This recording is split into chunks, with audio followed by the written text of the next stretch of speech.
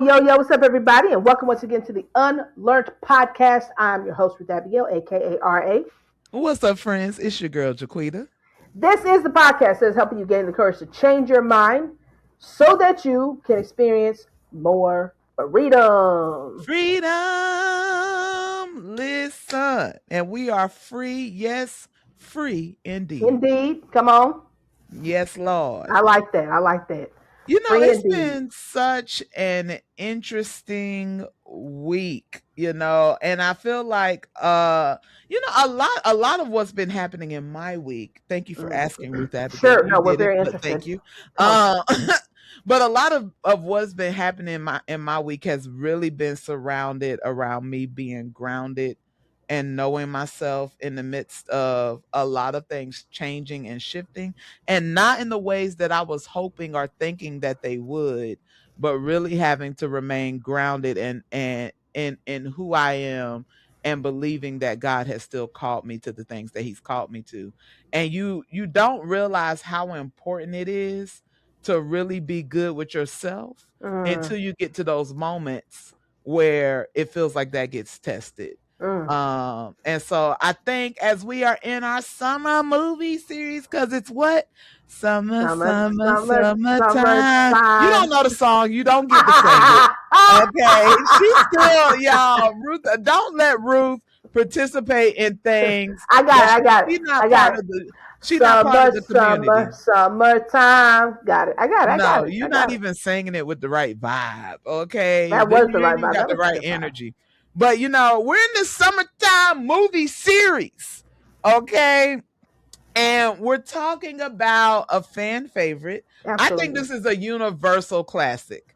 I I agree. think I think after this one came out, like it really brought the communities together. White, black, Latino. Okay, we were all like, this movie is for us. All of us, All our of us. Asian brothers and sisters. You know, We all got a male, moment in the sun on male this and one. female. You know what I mean? Male and This is female. something Okay, rich all and people poor. can Okay. enjoy. Republican and Democrat. All Everybody right, can love all this right, one. all right.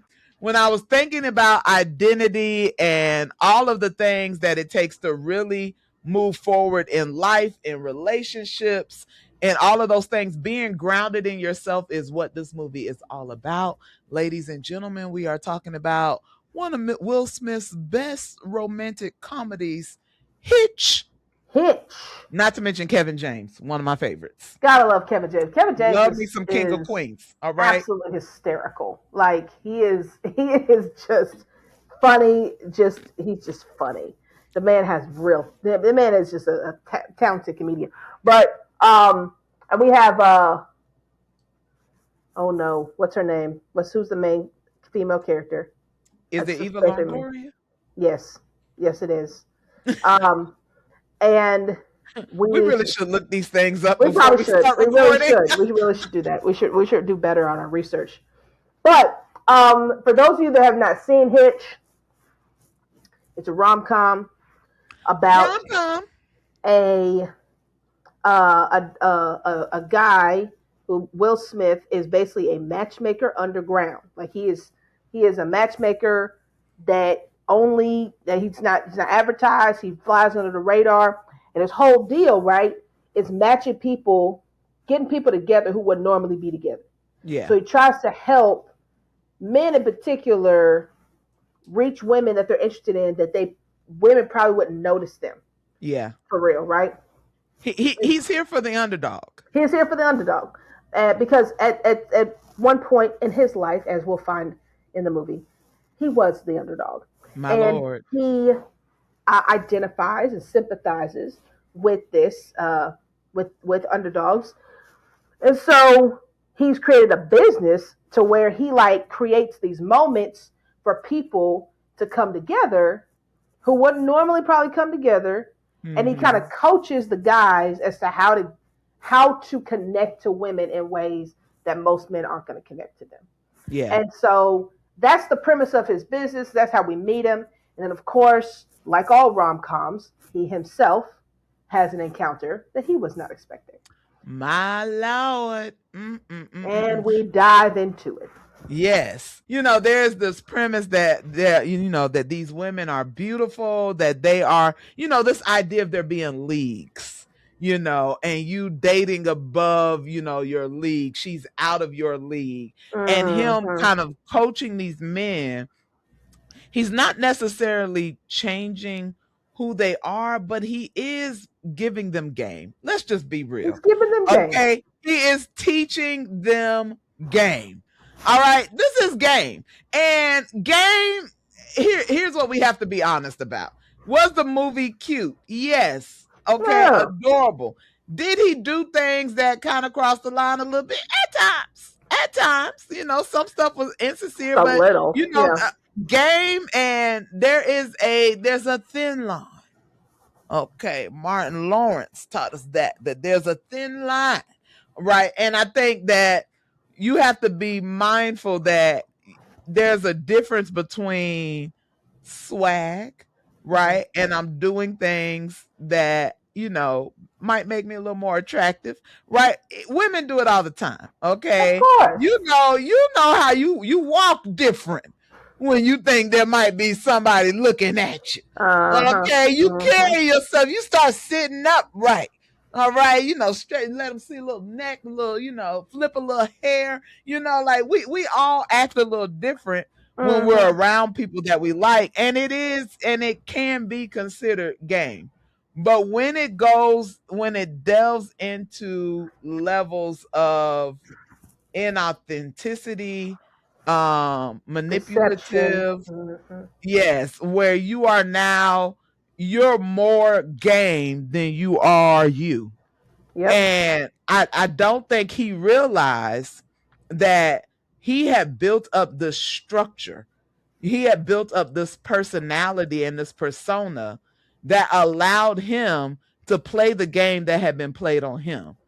He was really trying to get these men into authentic relationships with women that they were interested in, but he had not yet conquered that for himself. He was not trying to build authentic relationships. He No. was really trying to secretly and probably inadvertently get back. Yes. Find a pretty woman, get her all interested, and, love her, love bomb her, really, love bomb her and leave. Right. And he didn't, sometimes you have to be confronted with you in order to really see that what you're doing and how you're operating um is actually wrong. He didn't see what he was doing as wrong, because when you're operating from a place of hurt, you will always try to soothe your hurt instead of moving in ways that push you forward to healing.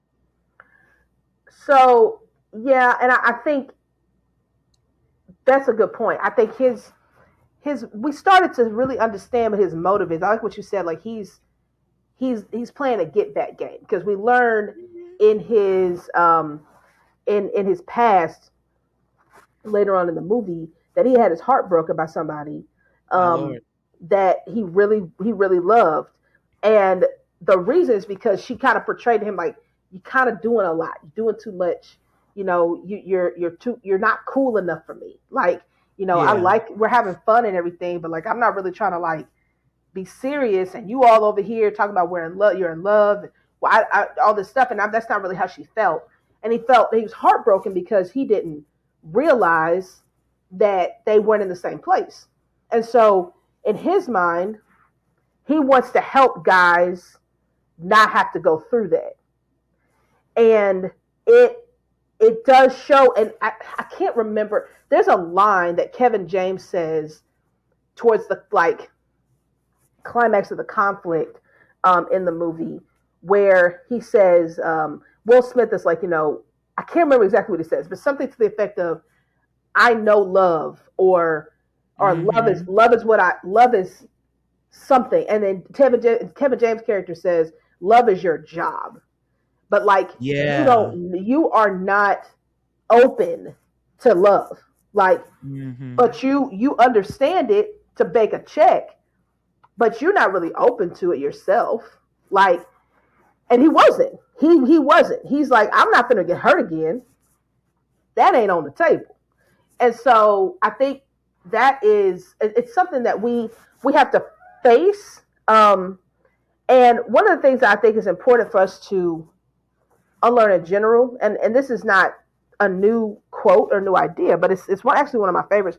Is you can never build, you never want to build a permanent philosophy over a temporary moment. My Lord. And so he built this philosophy and a business around a thing that happened, a Mm-hmm. temporary thing that happened in his past. So now he's got this whole philosophy that he's created an empire around that could crumble any minute as soon as his premise uh is proven wrong, which it ended up being with both Kevin James and his love interest and his own. He ended up proving Yeah. his philosophy wrong because his experience was different with these people than they Yeah. have been with in the past with himself and with others. And so sometimes we take these very real moments of hurt, of disappointment, all that Mm-hmm. stuff, and we build a philosophy of life around it. And now you are living that thing out as if that moment is the only moment that could possibly be. Yeah. And it can be dangerous because when you get to a point where you realize that that is not always the truth, now Mm-hmm. you're deconstructing your own philosophy. And Yeah. so I think that we see him go through that process, and that's a process that I think a lot of us subconsciously we probably don't even realize we're doing. Not only do you build philosophies off that, but you build a personality around that. So a lot of people are Mm-hmm. building personalities based on temporary moments of hurt. So now My Lord. you're hardened. Your sarcasm comes from hurt, or your you've built walls of protection because you're hurt, and it's like, no, I'm just a person that likes to be to myself. Yeah, but why? Mm-hmm. Like, Yeah. where'd that come from? Yeah. And so those types of mentalities, we're building philosophies and personalities around temporary moments that we don't believe can ever change, so we don't change, and then we end up continuing to face the same issues over and over and over, proving ourselves right when you really, if you allow yourself to break free from that, you could actually progress in how you know who you are. Yeah. But and I think that's so true. And I think when we look back on things that we've been through, a lot of times you you go back and you evaluate who was right, who was wrong, who said what, who did what, how that you might evaluate how that made you feel, how you responded in the moment. What we don't always go back and trace is how is the way that I'm responding to a situation today, how has that been slowly built by the experiences that I have? And I don't need to just break the moment that I'm in right now. I need to go back to my moment of origin, and I Mm-hmm. need to tear down the thought that I built in that moment, right? Because Hitch, in that experience with that one relationship, right? And relationships just, they're so sensitive, right? Like, especially romantic relationships, because those are the places where you want to feel wanted, and you want to feel accepted, and you want to feel acknowledged and seen Mm-hmm. and understood. And they are the places where, in a moment that you made yourself the most vulnerable, and here's the thing, you made yourself the most vulnerable because you got to a place of hope. You got to a place where you imagined the moment beyond the moment, right? And when the moment beyond the moment didn't happen, that's what really broke you. The fact that the relationship didn't continue in the way that you thought it was going to, that you didn't get the girl, that they didn't really understand you or accept you or want you or value you, that's the moment that you're contending with, right? You're contending with the moment, but you're also grieving the moment that didn't happen, Mm-hmm. right? And so you're dealing with both, right? You're living with both, but you're not addressing or healing from both. And so instead of actually saying, hey, the moment that I wanted to happen didn't happen, but that doesn't mean that I won't get another opportunity to experience what I hope for. What he Mm. originally hoped for was authentic relationship, love, trust, shared interest, a safe place to, really be himself and to grow him. That was the moment he originally hoped for. Yeah. So instead of, saying, okay, I'm gonna take that same hope and put it into the next thing that God presents to me, he erased that hope. He said, I don't hope for that anymore. So I'm going to change the goal, right? And he built a new structure. He built a new persona, and instead of allowing that wound to heal so that you would be ready to go into something new, right? You set yourself into a cycle because you built stone walls around Mm. yourself that you called beautiful, right? You said the life that I'm actually going to have is one where no one can hurt me. The Yep. life that I'm going to build is one where no one gets to make me hope again or feel vulnerable again or feel like I can have something that they're not going to give me. I'm not even going to take the chance. The life that I'm going to Yep. build for myself is actually going to be one that safeguards me from the thing that I actually want. And I think that if we are honest with ourselves, we have done that in our own lives. Even if it's not in romantic relationships, think about your ideals around money, right? You have told the Lord that you have given God limits on what he can do in your life, on what you can have, right? On where God can take you, where he can take your business, where he can take your family, where he can take you, there is a limit that you have set somewhere in your life that has a point of origin, and we need to go back and find those points of origin so we can tear down these concrete walls we've built around ourselves because they are preventing you from having what you're actually supposed to have. So I remember one of the walls I built around myself was just this. I didn't want people to really know who I was because I was Lord, I, insecure about Lord that, have right? mercy. Remember them And days. so let me tell my story. Okay. Ain't Okay. nobody asked you for your little commentary. Sorry. Um, I was just thinking about, so my trials and tribulations. you know what? Anyway, Ooh-wee. so there was a moment in college where, my friends really got onto me because I was not willing to be I wasn't willing to be vulnerable and share who I was with them because I didn't really I didn't really know myself, but I also didn't really love myself. I didn't like all of who I was. I was ashamed. And so I didn't want to let anybody else in. And what I realized was that those blockers, but I wouldn't have said I didn't have a good life. I would have said like I love my life and I'm happy with where I am. And but I realized like I wasn't limiting myself. My relationships were pretty surface, that I thought weren't, but I learned they were. And Mhm. I was blocking off connection from people and from God because I wouldn't be vulnerable. Yeah. And it took lots of years to get to the point where I was willing to share, who I was with people, who I really was, without this veil of shame, for whatever reason. Like I just Mhm. that what I'm saying. And so I think, to your point, I think we all go through that on some level, and it prevents us.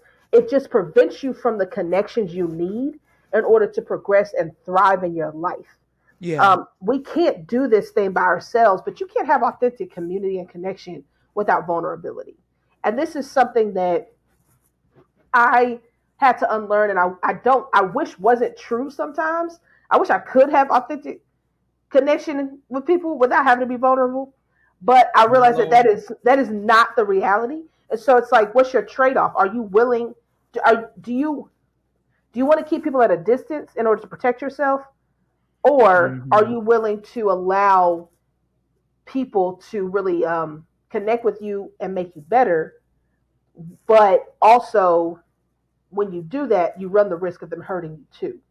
And Yeah. and so, or seeing you, which I think was my problem. I didn't wasn't afraid of being hurt. I was afraid of being seen.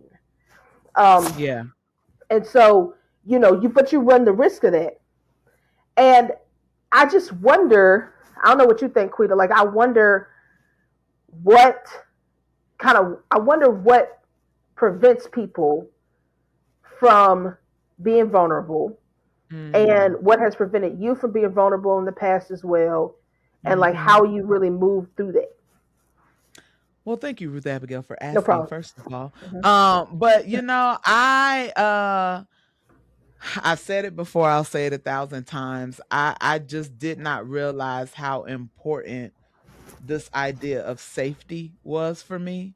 And I have always endeavored to ensure my own safety, Hmm. whether that's in relationships, romantic relationships, friendships, whatever. And when conversations would get to a place, the whole idea of vulnerability is to give somebody not the permission, but the ability. You right. I'm giving you enough information that you could possibly hurt me. I'm giving you enough access to where if this doesn't go the way that I'm planning it to, this could not work out for my benefit. You know what I'm saying? Like, if you not who you say you are and you don't do what you say you gonna do, and something goes awry, right? I'm going to feel unsafe. Hmm. And I realized early on that these relationships that were asking me to be more vulnerable, they were also asking me to give up something that was really, really dear to me. And that was safety, right? That was me bringing down my walls and saying, it's okay for you to come in. And not just see mentor Jaquita or advice Jaquita, because I always had, even before I knew the word, I had a word. You know what I'm saying? Like, that's just always been who I am. I'm going to encourage. I'm going to counsel. I'm going to guide. I'm going to try to say something. I'm a poet naturally at heart, so I want to say something in a way that you're going to ooh and ah at.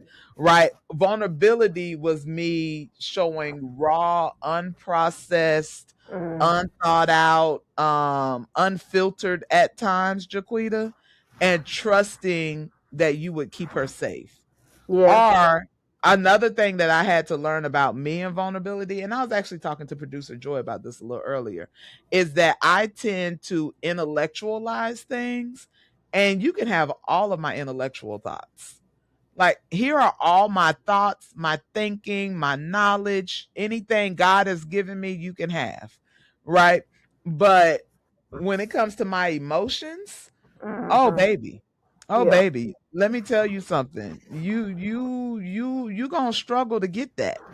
You're gonna struggle to really for or it is a struggle for me to give that, because that to me is where I'm becoming vulnerable. Because coming from a place where emotions haven't always been respected, right? It makes me feel unsafe to give people access to those, Mm. because those are I've learned to prize my feelings secretly and privately. To do them in relationship and in community, it's like, oh, they gonna tear me down for this.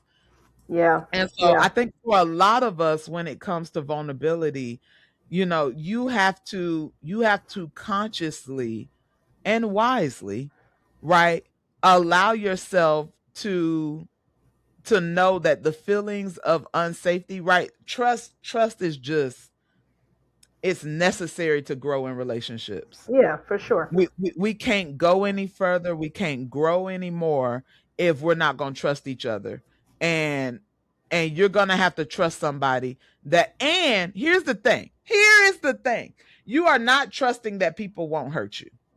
No. You are trusting that their heart toward you will always bring them back to a place where we can reconcile and we can move forward when hurt does occur. That's right? correct. Me and Ruth Abigail have hurt each other plenty of times. This is true. Yeah, I mean, I ain't even gonna lie to you. Not recently, but in the beginning of our No. friendship, oh, we were terrible.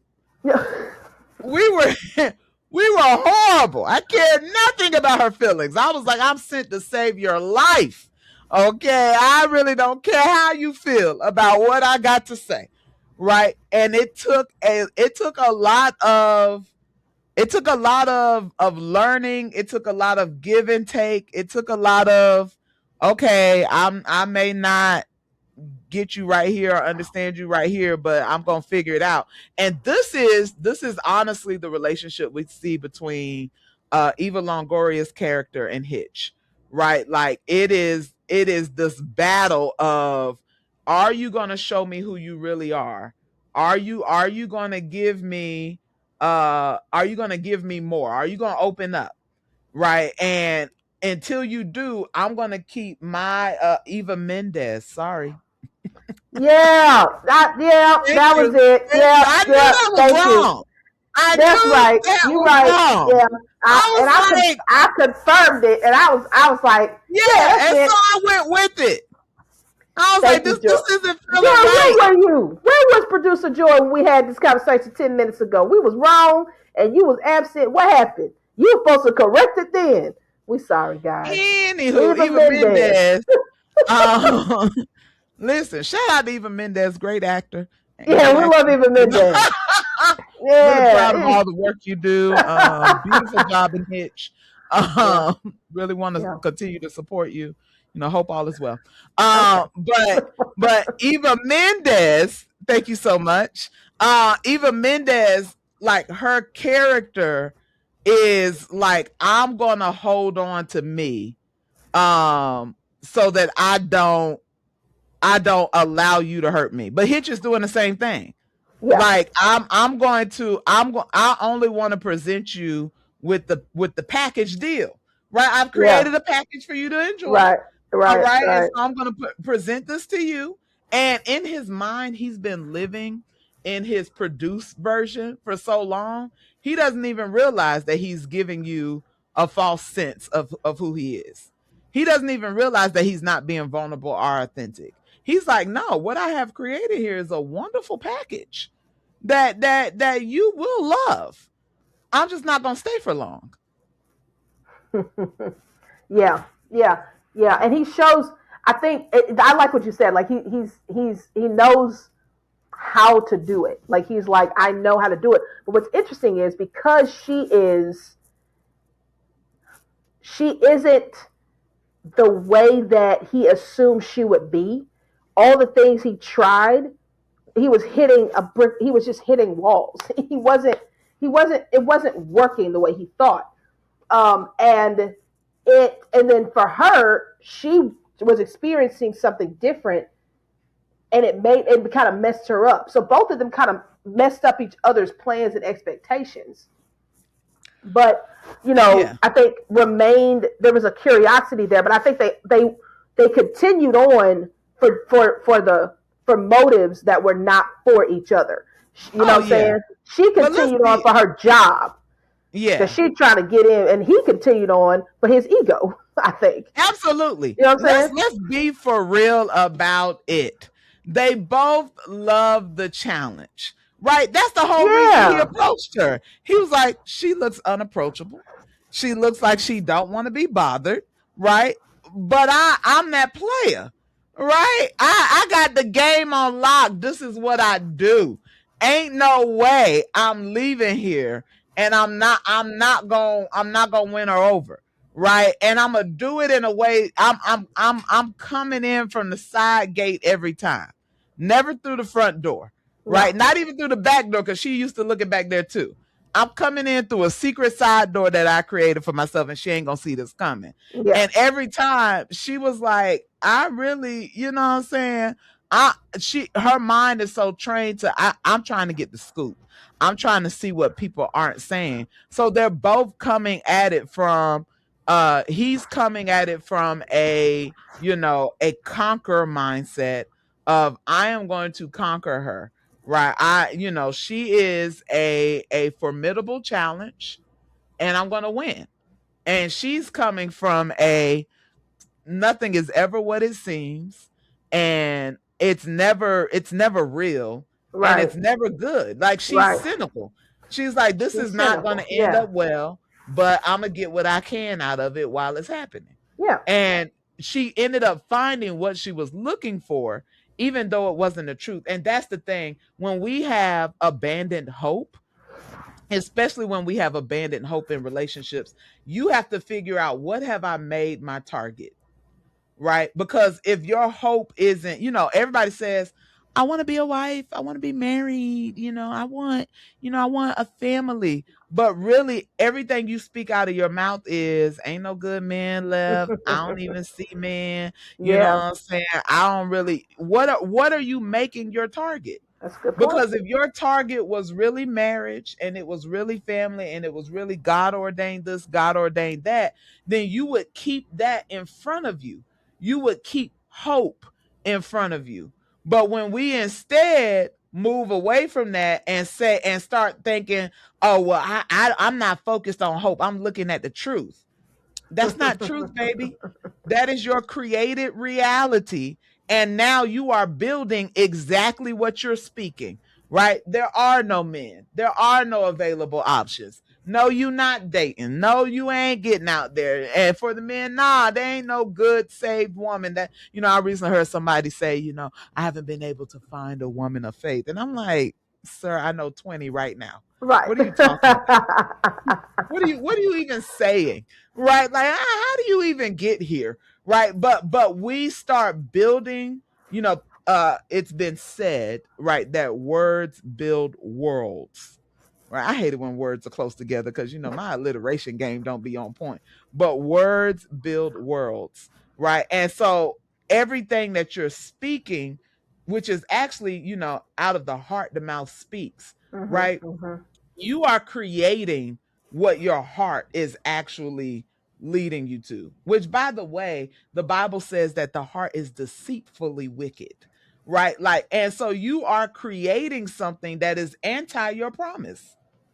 You are literally speaking something that is against what God has promised you, what you have been asking God for. And so we will speak out of our mouths, you know, relationships, the dating pool is trash. There are no good men out there.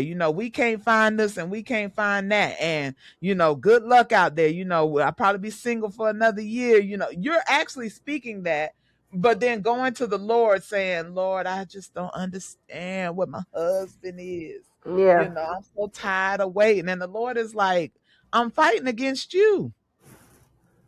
Some of this you are building yourself. And so in the movie, they both had built worlds that were not what they actually wanted. But again, when you when you ostracize hope, and when you put hope to the side, and you put on your reality glasses and Mhm. say, bump what I'm asking for, bump what I feel like my promise is, bump what I'm hoping for, I'm going to build a structure that allows me to deal with reality, right? You end up forfeiting your promise. And you really have to take a step back and believe again and hope again, for the things that you're asking God for. You know, I like to take this time.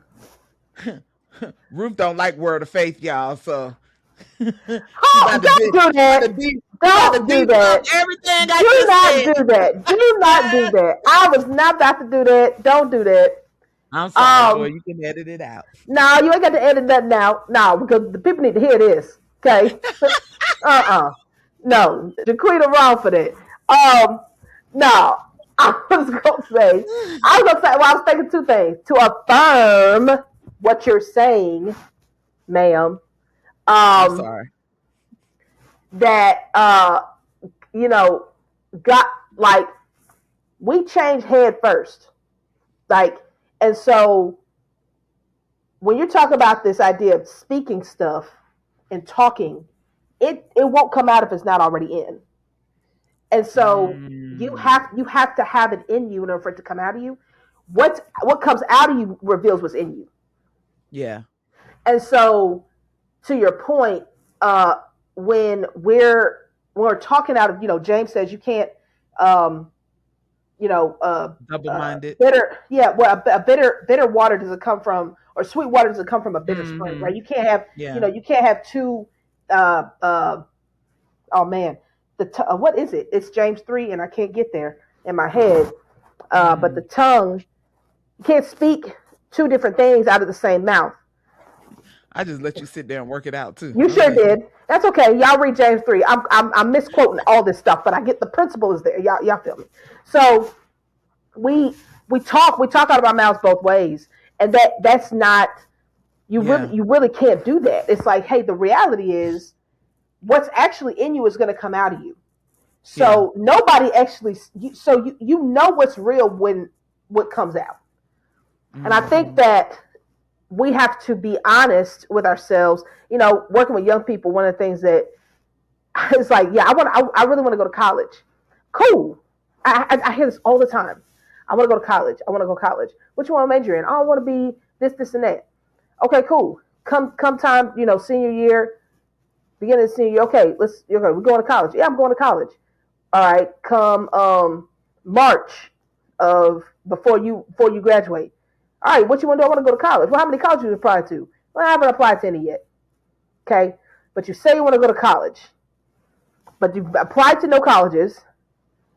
You don't know the process Mm-hmm. of going to the college. You have no money to go to college. You have not thought about this. You're telling me you want to go to college, but everything I'm seeing does not support that. So what you're doing is you're deceiving yourself into thinking what's coming out is what's in. It's not. If what was in you was coming out of you, you would actually see some fruit. And there's no fruit. And so I think, like, we have to be honest about, we say these things in one way, and then we will, you know, we'll verbalize what's real to you. We'll verbalize what's really there, and then we'll say something that we wish was there. It's like, Yeah. you're all mixed up here. Yeah. So our mouths are so critical in Yeah. shaping, like you said, worlds shape worlds. Words shape Words. words shape worlds. There it is. I told you And it's difficult. it is. That was challenging. And I think that we've got to be, we have to be so careful about that. And you wonder why your world looks the way it is. And you Yeah. really have to start talking. And it's not just about speaking things into existence. I will say that you can't just talk your way into stuff. There has to be action behind Yeah. it. However, it starts with your words. Okay, that was the first thing I was going to say. The Yeah. second thing I'd like to do a little pivot here, Go ahead. Get on out of here.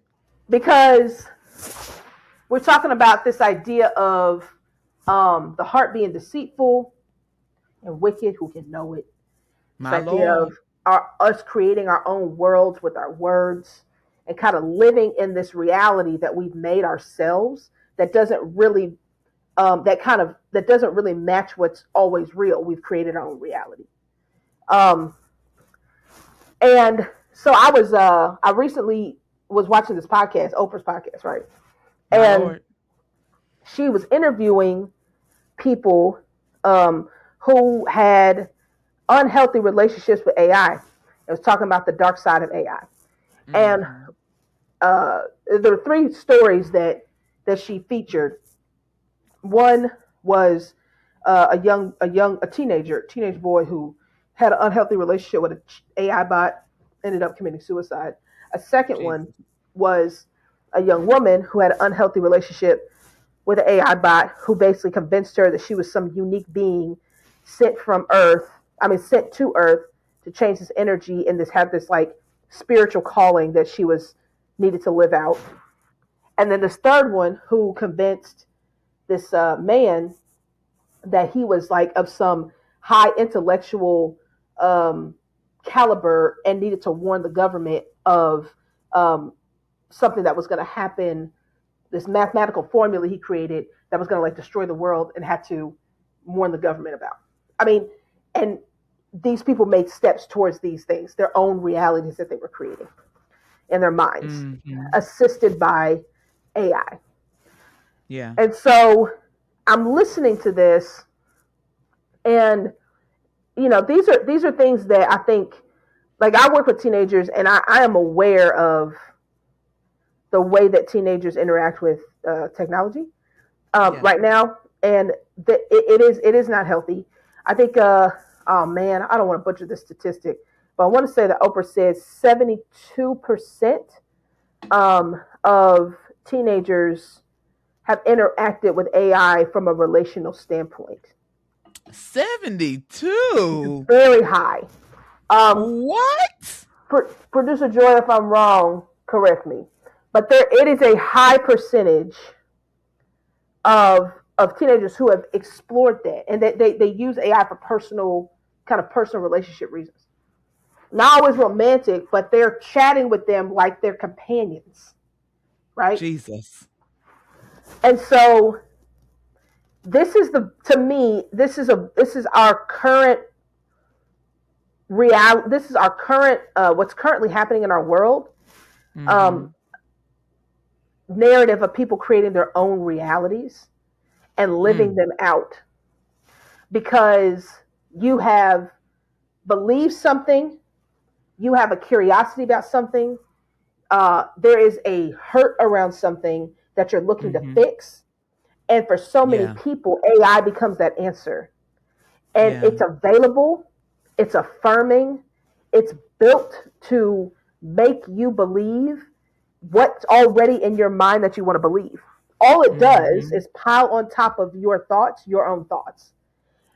It doesn't introduce Yeah. new stuff. It Ooh-wee. really Yeah. just gives you what you already think. So this young man, the 14-year-old, he was talking to these bots, and what he's getting back, they call it mirroring, right? It's mirroring your own thoughts. And so this bot is basically telling him your family doesn't love you. I'm the only one that Jesus. loves you. You are, you're very special. You need to, get away. He's telling him all this stuff. That's not original from the AI. That's because he's feeding his feelings Mm-hmm. to technology, who's then taking that and giving it back to him as truth. Wow. Um, Wow. it is a scary place. And then you're so swirled in that reality that you've created along with AI that now you don't know how to function in the real world. Like you are now just you have decided this is what's real. And now you can be moved in whatever direction that it tells you to move.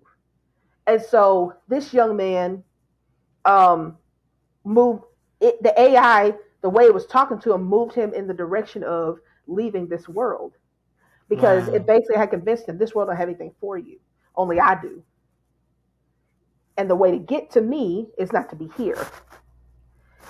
And Wow. so I, Demonic. no, no, it is.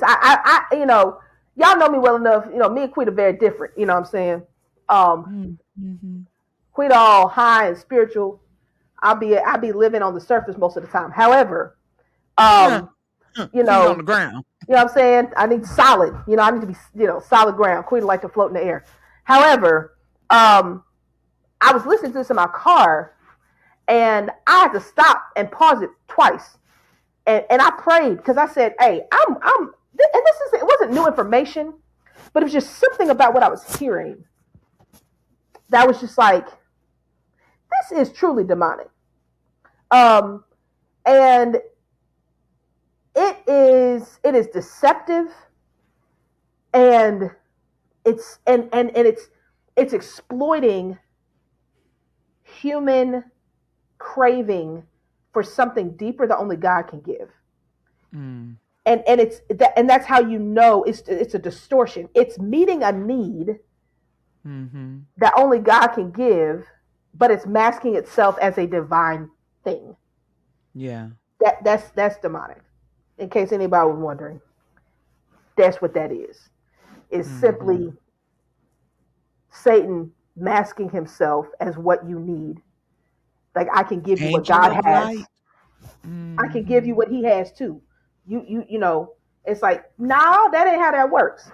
So anyway, I think that we have to be very careful in understanding what kind of cravings we have around relationship Hmm. and understanding that what people two things. Number one, I'm not everybody's susceptible. I mean, we are susceptible to this. We're all susceptible to stuff like this if we're not careful. Um, but one of the preventative ways, I think, and I think this is the other thing that really grieved me listening to people. One of the preventative ways to not be sucked in that deep is to know the truth. And the truth really will set you free. Not your Hmm. truth, not the truth that you've created, Yeah. but the truth outside of yourself and Yeah. connected to God that is bigger than all of this, right? Yeah. You have to have that. I'm not saying that you can't fall into these traps. We all can. Yeah. However, if people don't have a level of truth that's outside of themselves, a reality that exists outside of your head that has nothing to do and does not center you, if that's not a part of your story, if that's not a part of your psyche, if that's not a part of like your foundation, then you're more susceptible to these types of tactics that will end up in destruction. Yeah. Um, and you had these experts on the show that were explaining psychologically what was going on and some red flags, all this stuff. Really good information, but it's still no truth. So My Lord. even the solutions that were being purported didn't have truth in the center of it. Yeah. So, in my humble opinion, what they were giving to people who were listening to the podcast is still not enough. Yeah. It's still not enough. And so I think that as we're talking about, I realize I went down a different direction, but as we're talking about this, what relationships and the like, whether that's romantic or friendships or family or whatever, like Hmm. understanding that whenever we're seeking some sort of relational connection, we're seeking it for a reason. And the way Yeah. we seek it is based on something that we need to identify as we're seeking it. There's a reason that people are going to AI for these answers. There's something that they're craving and it's urgent. I need it now. What is that? And I think you have to Yeah. answer that question for yourself to know what is it that I really, really feel like I need. And then if Hmm. I don't have another answer other than AI, I'm going to run to that. Yeah. Well, we got to give people another answer. Yeah. We got to give people the answer that we got to give people another option. Like, you don't have to go there. You can go here. And I think this is the moment for Jesus followers, for the church to really like not hide itself. I think, People need it. yeah. I think this generation is more than previous generations is pointing to the gap that the church is supposed to fill. And Mm-hmm. AI in all of its complexity, because AI came on the scene and we was on that. We was like, hey, this gonna make life easier. And we always jump to stuff that makes us comfortable, that can make things easier for us, that can cause us to do less. But Yeah. this really is a season that God is calling believers and the church to do more. Right. And I think even when we talk about those ideas of vulnerability, ideas of safety, and ideas of trust, we are going to have to be revolutionary and bold in the ways that we present truth. Yeah, for I sure. think that No, we I have agree. we have gotten used Yeah. to presenting truth in private in our corners, right? But we're moving to a season where God is requiring us to speak boldly in the public square, Mm-hmm. right? Where kingdom is breaking out of church walls, right, and entering into our everyday lives, Mhm. right? Because there was somebody in these babies, these two examples you gave, there was somebody in their everyday life that could have impacted them and drawn them away from this imaginary universe. But we don't pay enough attention to the life that we live outside of church.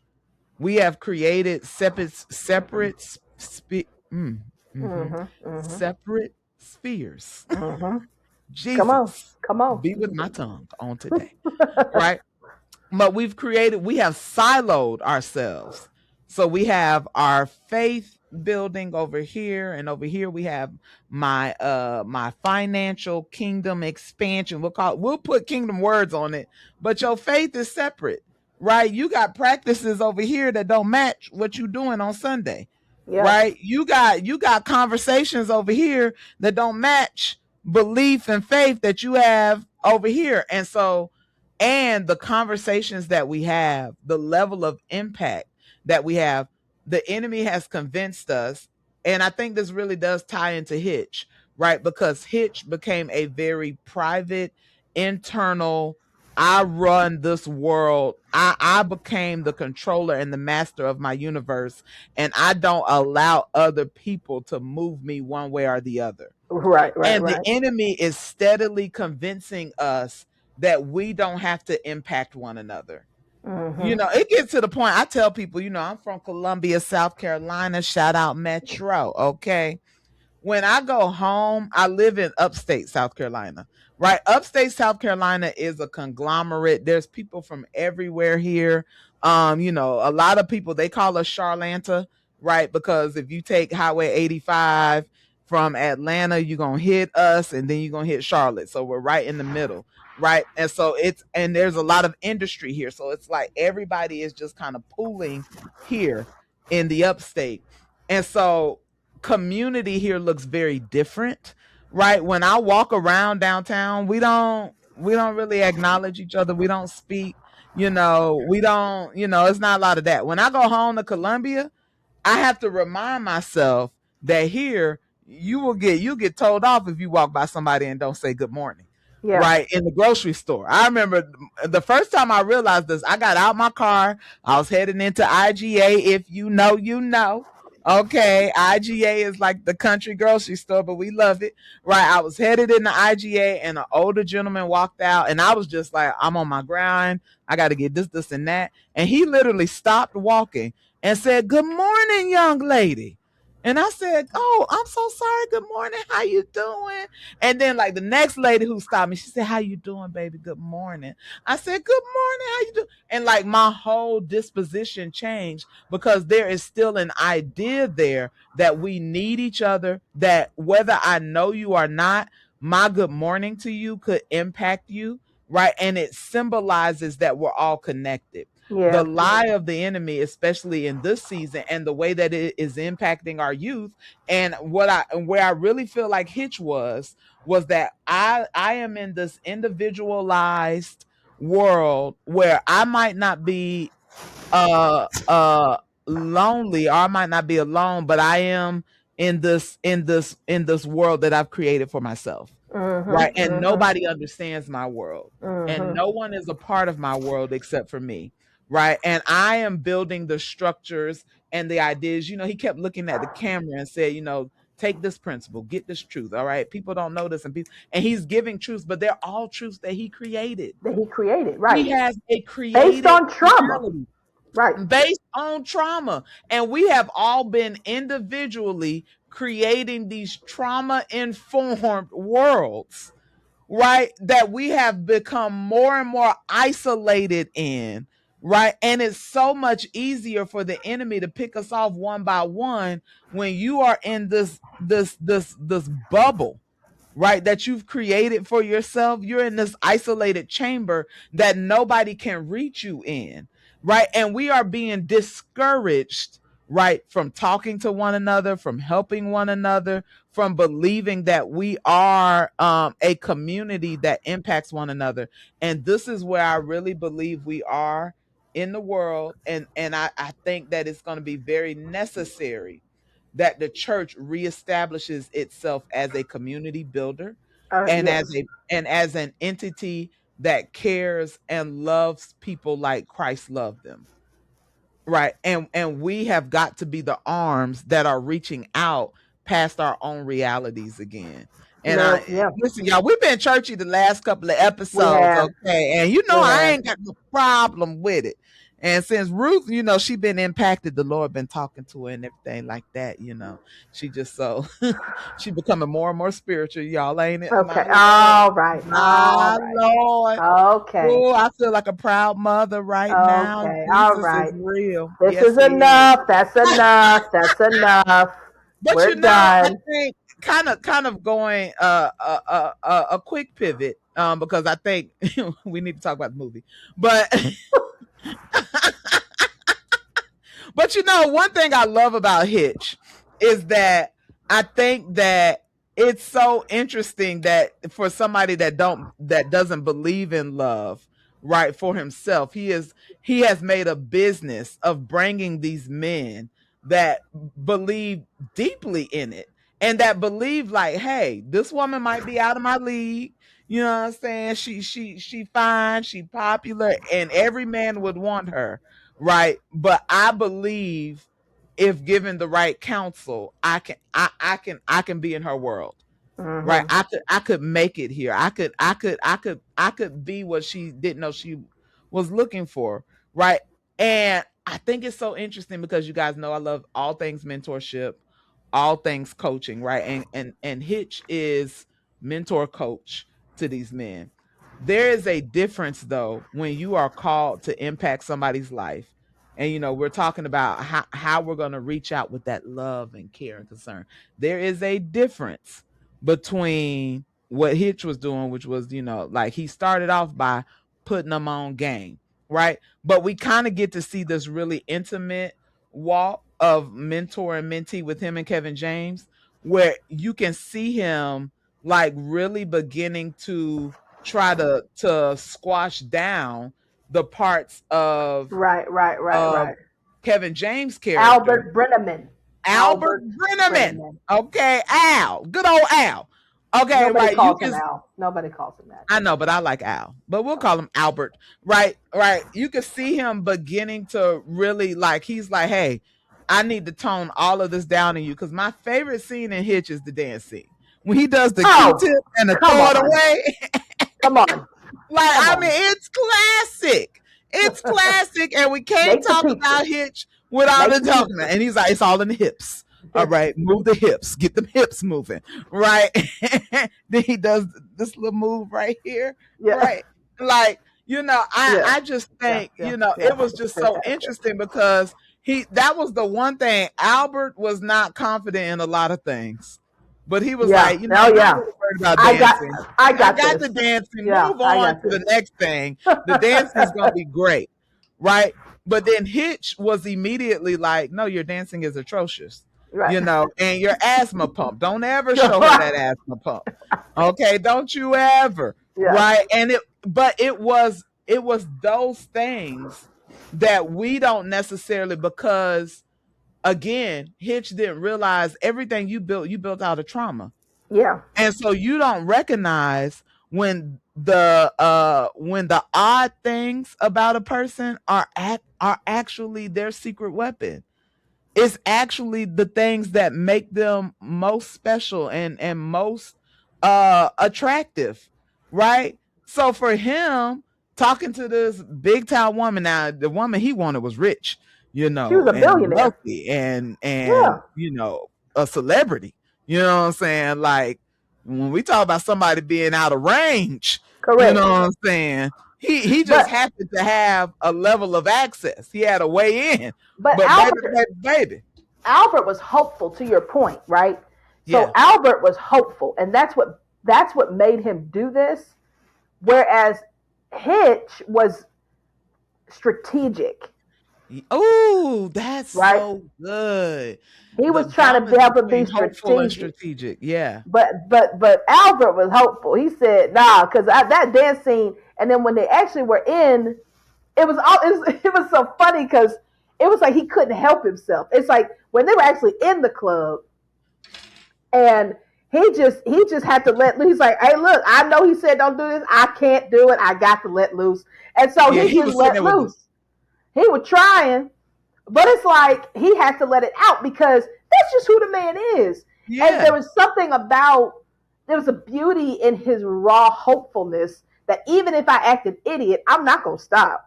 yeah. Like, and there's always a chance that she turns around and catches me acting a fool, but I'm gonna still do it. When he threw his That threw asthma pump. that threw that hair up in the street, Ah. he said, "Nope, hold on." And he goes back up and do a little first little kiss and everything. He went He 90 was though and waited for her to come to he 10. sure did. He Now followed that that was one. good advice right there. That was good advice. Yeah, yeah, yeah. He did That that. He did that. 90-10, yeah. He did that. But it's so interesting because it's like she gonna see it eventually. Yes. Like Yeah. you trying to hide it for these first 3 days, and maybe because I'm older now. You know what I'm saying? If you had caught me in my 20s, you'd have got the full act. You know what I'm saying? Even in my early 30s, I had a production for you. Okay. Hmm. Now I'm almost 40. All right. I'm close up on it. You know what I'm saying? And you gonna get me. Yep. You gonna get me. I was just saying today, I was like, well, I had to realize I have to be okay with who I am. And I Yeah. think we started this conversation off with like this idea of even though circumstances may change and I might get introduced with different things. I remember there was one time I had a friend who was, like, hey, I want to teach you, ways to be attractive. And she was telling me that you need to talk like this and use your higher voice because the higher voice is more attractive, and just talk like this, and let me see you walk. Oh no, you need to walk like this, and you and I'm just and I tried that. I did. I did. And I'm and but I don't talk up there. Okay. I'm gonna go hoarse. Trying to trying to use my little light voice, Could you I imagine? I And one day your real voice could be like, "Whoa, what's Hey that?" Bruce, thank you. No, Thank you for that. no. I'm just saying. I'm just saying. You be trying to you have it. Just Yeah. like, hey, that's not what I know. Like no, you don't Yeah. want to do that. Now I did learn a cute laugh. Okay. I got my cute Okay, laugh all ready to right. go. What's Okay. your I cute got my laugh? You cute. gonna show us? Absolutely not. But I do have my cute laugh. Do have my cute laugh ready to go, but he gonna have to accept both. Okay. Because at some point in my life, I just became like my laugh just got outrageous. Right. And I know I need to rein it in. Please do But not. you know, No. but listen, okay, he gonna have to you gonna have to love this. And I had to tell myself, I had to be like, you know what, Jaquita, somebody else might be offended or put off by this, but the one that is for you, right? Somebody else might look at Albert's dancing and be like, oh, I can't do that. Oh no, absolutely not. You're not gonna have me in the club or at the party. I ain't doing it. Right. I don't advocate for the club, but yeah, I ain't doing it. Right. A but lounge. but huh I'm sorry. Go ahead. but Uh, Allegra was like, and did you tell him to dance like that so I wouldn't feel corny? right. Right. Right. Yeah, Right. she was Right. like, Right. "No, Right. but Right. I love it." And then like, that was for her. And what God has put in you is for whoever he's gonna match you with. Whether that's a friend, whether that's a romantic interest, husband, wife. Listen, they gon' love all of you. Right? They might make fun of it, Right. but They they gonna definitely love will. it. That's right. Oh yeah. Yeah, I'm already anticipating. All right, I already know my list. All right, I already know what you're coming in Yeah. and making fun of. Uh huh. Right, and but I'm good with me, and that is the key. And Albert was good with his dancing. He was good with his inhaler. He was good with who he was. He just needed the opportunity. And That's right. sometimes we mentor people past past the point that God intended. When you start putting you on a person, because really Hitch was putting his woundedness Mhm. on these men. He was like, Mhm. no, Mhm. don't be corny. Don't go in there looking any kind of way. You need to be smooth. You need to have game. You need to, because Right. that's your area of woundedness. Right. Right. Right. That's where you still hurt at and you still haven't healed from. And so now you're literally telling everyone else that they should walk around unhealed. And you're not trying to prepare them for, there's a difference between preparing someone for an opportunity and telling somebody that they're not good enough for the opportunity. Correct. Correct. Correct. Correct. Correct. And we have to be careful as we are pouring into people, having levels of impact and influence, especially when we're talking about the church talking to the world, right? Because we gonna go in and say, oh, this is wrong, and give it up, let it go, and don't do it no more, right?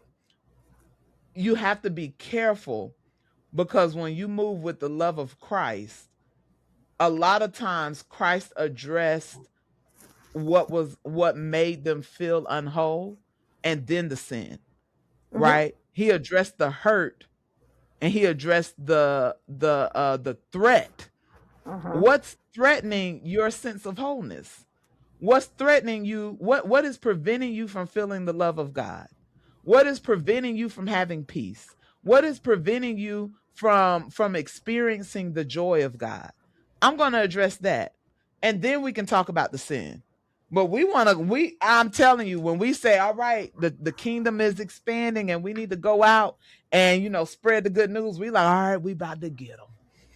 All right, we about to tell them every way that they need to change and everything that they need to give up, and what ain't right and what God won't accept. And the Lord is like, yeah, because that's how I won you over. Right. Really? Right. Right. That's Right. how I Right. got Right. you? No. No, no. There are some levels where you really have to dig a little deeper and figure out where people are hurting and apply the love of God.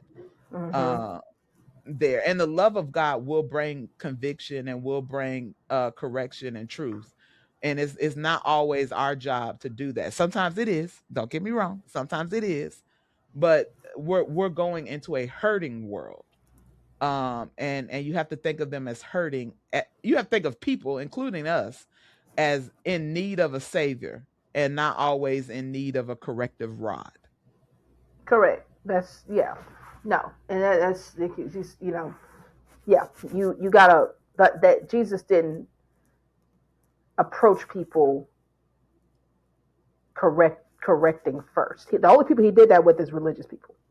The Um, Pharisees and the you Sadducees. know, but he didn't approach people who weren't the religious elite with correction first. He approached them Mm, with care, like, and and so to your point, like we have to see you have to bring people back into a help them to see them how they need to be seen, how God sees them. So even with in Hitch, he's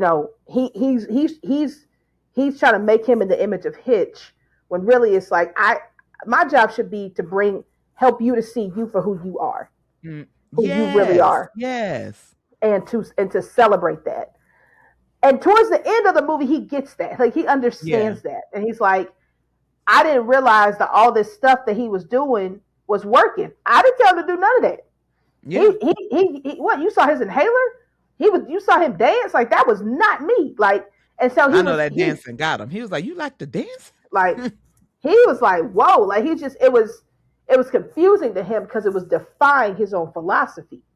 So it started to break down his own walls of hurt, which then allowed him to go back to homegirl and say, hey, and be more vulnerable with his feelings. It was like a light bulb went off.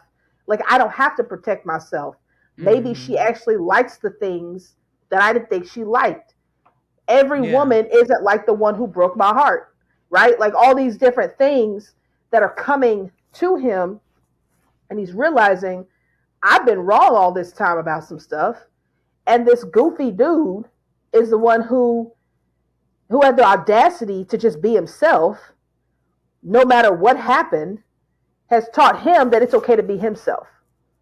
Yeah. and I'm going to be myself, and whatever happens, happens. And I Yeah. think that is the role, to your point of a mentor, of a guide, is not to make you in their own image, but to bring out of you what's in you, and then celebrate it with you. Yeah. Um, and that's what we need people to do. What the world needs now is love, sweet love. Sorry, it was there. I felt it. Okay, that's fine. Or You maybe can it was feel just it. me. Anywho, I, maybe, I think. maybe, maybe the world does need a little love.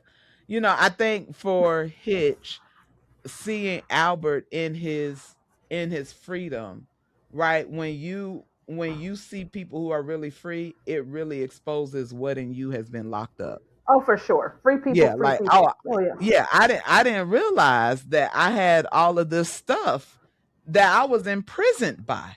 Oh no, And for sure. when he released that, and I also think it's so interesting because his entire relationship with Eva Mendes throughout the movie, he looked like a goofball. Like, He did. none of his plans were working. He kicked her in the head on the way, showed her the most evil person in her family, like, and she was like, we don't talk about him. You done brought Bruno back from the Correct. dead. Correct. Correct. Um, he ended up having that allergic reaction. Like, he was just never smooth with her. Right. It wasn't it her even though she was guarded, she was also authentic. Right. But Hmm. and so her her her authenticity against his production, right? It caused everything to just shatter around him. Hmm. And eventually when he goes up to the door and he just like, I'm gonna lay it all out on the line. And it's so funny, when the man walked out, he was like, I don't even care about this man. Excuse me, sir. Move aside. I got to get this woman right here. Uh Right. huh. And he was willing to take a risk. Yeah, he was willing to take a risk, which he wasn't willing to do Hmm. before at all. Um, Yeah. Really glad yeah. Albert and Allegra made it, though. That is Oh beautiful no, couple right there. beautiful. Beautiful belief in love. Yes, And he was gonna be good for her. He was gonna be an accountant that would help her with all her money. So that worked out. You don't have as much money as she does, but you know what to do with it. that's right. Come Okay, on, that's listen, this right. can work. This Compliment. You works. gotta compliment each You other. You gotta know what I mean? compliment. All right, That's it. help me. Yes, That's it. love it. That's it. Quitty, you know what to do with money. If you know what to do with money, maybe somebody who has a lot of money can come with, and you can have that same kind of compliment. Bet I figure it out. I, If you don't know, now you know. I bet I'll figure it out. Come on Bet over here, I'll boo. read some books. I bet I figured that. Excuse me, I just need one of these little wealth consultants. I'm actually take them up on one of these calls. I'm be There like, you go. yeah, actually, I do need to sit down with you and talk through a couple of things. I need to understand investments and Bet I insurance. get I need certified. the whole life. No, we Yeah, need the whole life of what we need. Which one? An IRA, IRA, 401k. See what we look at need. you. For not 401k. Okay. I was just Um. making stuff up. All right, y'all. Well, hope you've enjoyed this little episode that we just did on Hitch. We had some high moments, we had some deep moments, we had some sobering moments. You know what I'm saying? We had some My laughs. lord. You know what I'm saying? So Good little we hope you spectrum. enjoyed that. We kind of went everywhere today. Um, hey, like, share, and subscribe if you found this to be of any value to you. Pass it on to your community. We're really enjoying the summer series. We appreciate y'all joining us for it. And until then, let's keep unlearning together so that we can experience more freedom. Peace.